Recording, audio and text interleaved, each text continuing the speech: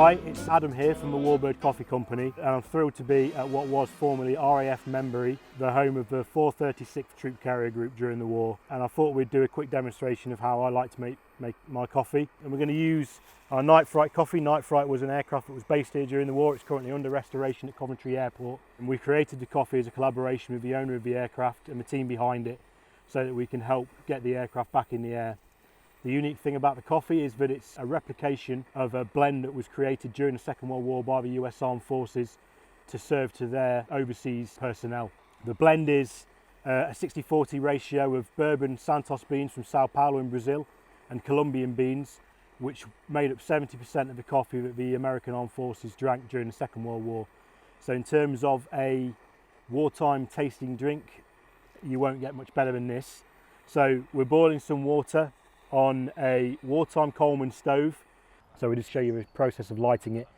It's what a lot of soldiers used during the Second World War to warm up water and warm up food. It uses normal petrol, everyday petrol. So it kicks off a bit of flame at first until it warms up.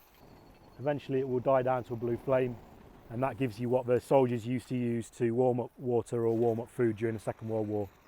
So I've got French press coffee here, which is a grind that we do, one of 6 that we do. So I'm going to take the right amount of scoops for a litre cafetiere, which is roughly 4 of these scoops, but typically 2 well scooped tablespoons worth.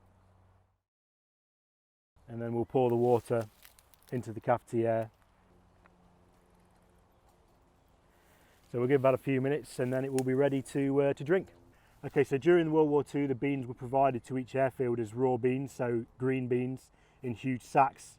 They were roasted on site by the mess staff, and they were made the coffee was made in huge quantities to serve the base.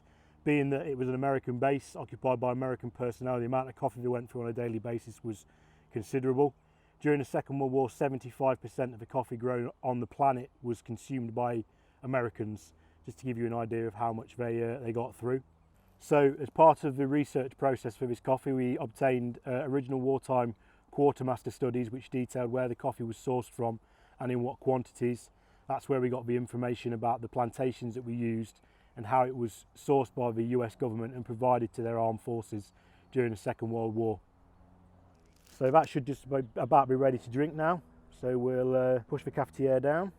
Should be enough for 8 cups worth in this cafetiere. And then we'll pour it in our wartime coffee, enamel coffee mug.